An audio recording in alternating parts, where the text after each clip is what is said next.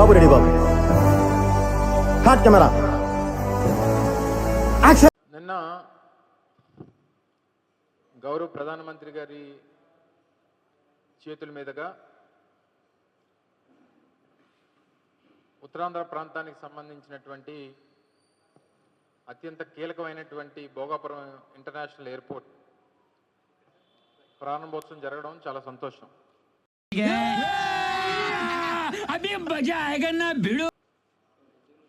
ఎప్పటి నుంచో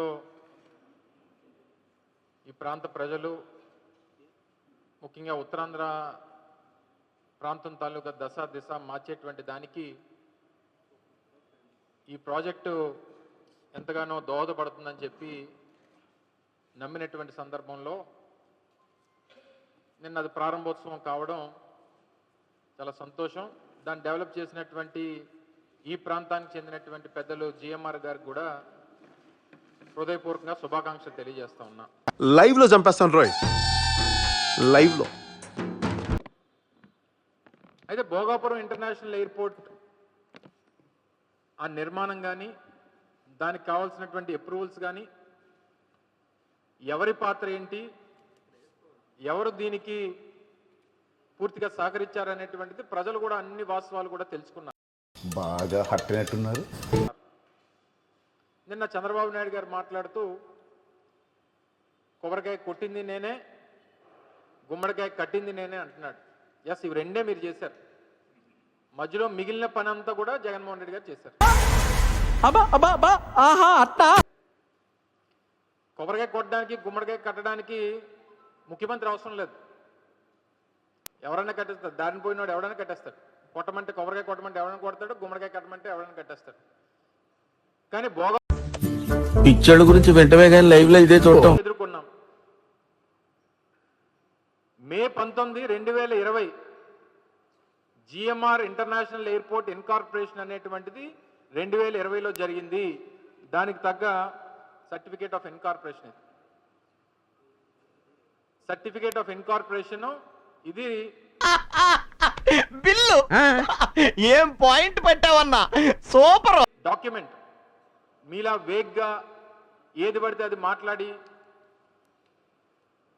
మీరు చేయకపోయినా మేమే చేసామనేటువంటి ఆ క్రెడిట్ తీసుకునేటువంటి ఉద్దేశాలు మీలా మాకు లేవు. అవునా? అబ్బా, ఇది 2020 మే నెలలో ఇన్కార్పొరేషన్ అయినటువంటి జిఎంఆర్కి సంబంధించినటువంటి సర్టిఫికేట్ ఆఫ్ ఇన్కార్పొరేషన్.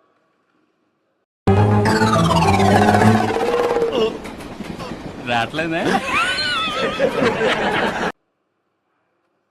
2023 మేము శంకుస్థాపన చేసేటువంటి సమయానికి పూర్తిగా 2700 ఎకరాలు భూమిని సేకరించి దానికి దాదాపు 500 కోట్ల రూపాయలు ఎక్విజిషన్కి ఖర్చు పెట్టి 4 గ్రామాలు రీహాబిటేట్ చేయాల్సినటువంటి పరిస్థితి వస్తే 4 గ్రామాలని రీహాబిటేట్ చేసి స్ట్రక్చరల్ కాంపన్సేషన్ ప్రతి ఇంటికి దాదాపు 10 లక్షల రూపాయలు ఇవ్వాలనంటే 10 లక్షల రూపాయలు స్ట్రక్చరల్ కాంపన్సేషన్ ఇచ్చి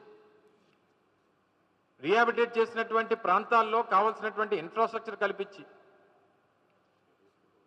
దాదాపు 1000 కోట్ల రూపాయలు ల్యాండ్ ఎక్విజిషన్కి R&Rకి ఖర్చు పెట్టినటువంటి ఘనత జగన్మోహన్ రెడ్డి గారి ప్రభుత్వానికి. మనం చేయని కూడా ఎంత స్ట్రాంగ్ గా చెప్పొచ్చని మిమ్మల్ని చూస్తేనే తెలుస్తుంది సార్. ఒక వర్గానికి మీరు ఇన్స్పిరేషన్. అన్ని క్లియరెన్స్లు వచ్చిన తర్వాతే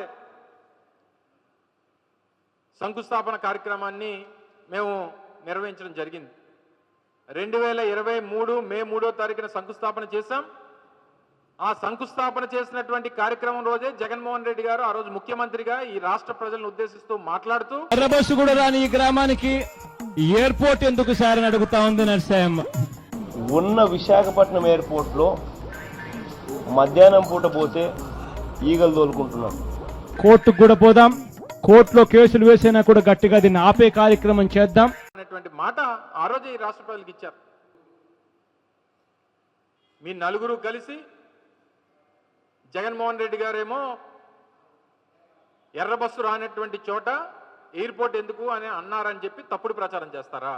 ఎర్ర బస్సు కూడా రాని ఈ గ్రామానికి ఎయిర్పోర్ట్ ఎందుకు సార్ అని అడుగుతా ఉంది. సాక్షాత్తు దేశ ప్రధాని గారి ముందే ఈ ప్రాంతం నుంచి దేశాన్ని వెళ్ళినటువంటి గొప్ప వ్యక్తిగా పేరుగాంచినటువంటి జిఎంఆర్ గారు వారితో ఎందుకు మీరు మాట్లాడనివ్వలేదు? ఏం పాయింట్ పెట్టావన్నా, సూపర్. కేవలం వాస్తవాలు వారు మాట్లాడితే వాస్తవాలు బయటకు వస్తాయి. ఆయన నిజాలు చెప్పాల్సినటువంటి పరిస్థితి వస్తుంది. ఆవేశం తోలా కాస్త చెప్పింది ఆలకించరా. ఆ పెద్ద ఆయనతో మీరు మాట్లాడించేటువంటి అవకాశం కల్పించలేదు.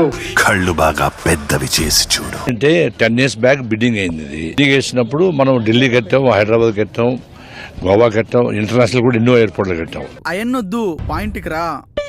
ఇక్కడ అవకాశం వచ్చినప్పుడు నిజంగాను అప్పుడు పెద్ద ట్రాఫిక్ లేదు, కానీ చంద్రబాబు గారి లీడర్షిప్ విజన్ అది చూసుకుని అగ్రెసివ్ బిడ్ చేసాం.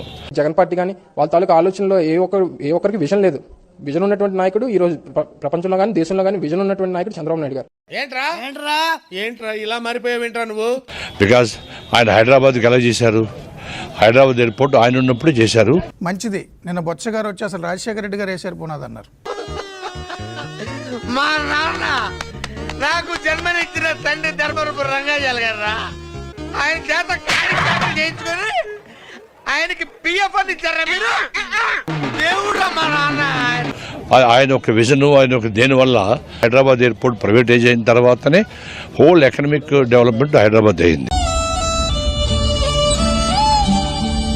వేదిక చూస్తే ఒకటే స్క్రిప్ట్ తీసుకొని ప్రతిపక్ష నాయకులైనటువంటి వైఎస్ జగన్మోహన్ రెడ్డి గారి మీద విమర్శలు చేసేటువంటి దానికి ఆ వేదికను వాడుకున్నారు. ఓహో, చూపించోసారి చూపించరా. చూపించా. ఎర్ర బస్సు రాదన్నారు, ఎయిర్ బస్సు వచ్చింది. ఒక చిన్నపాటి ఎర్ర బస్సు కూడా రాని చోట ఎయిర్పోర్ట్ ఎందుకు సార్? ఎయిర్పోర్ట్ ఎందుకు సార్?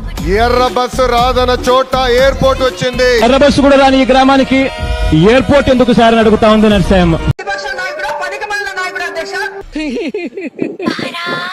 గడిచినటువంటి 2 సంవత్సరాలుగా వాళ్ళకి ఏ వేదిక దొరికినా విమర్శలు చేయడం అనేటువంటిది వాళ్ళకి సర్వసాధారణంగా. ఏడుస్తున్నాడు. ఏడవట్లేదా? కన్నీళ్ళు గారి ప్యాంటు కూడా తడిచిపోయింది, ఏడవట్లేదంట.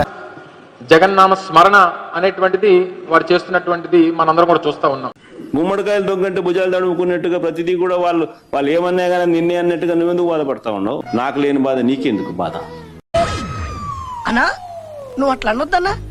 కానీ సాక్షాత్తు ప్రధాన మంత్రి గారి ముందు కూడా అబద్ధాలు చెప్పడానికి వెనకడుగు వేయలేదు. ప్రజలకు ఎన్ని అబద్ధాలు చెప్తున్నారు అనేటువంటిది కొత్తగా చెప్పాల్సినటువంటి పని లేదు. ఇన్స్టాగ్రామ్ లో నిబ్బాగాన్ లెక్క ముద్దుగా రీల్ చేసినావు గానీ ఈ ఇనాం తీసుకుని ఢిల్లీకి పో.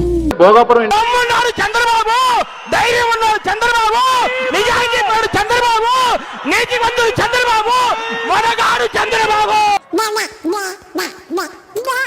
చూద్దాంలే. చూడటం కాదండి, మీరు చెయ్యాలంతే. సరే, మీరు ట్రై చేస్తారన్నారంటే అది ఓకే అయిపోయిన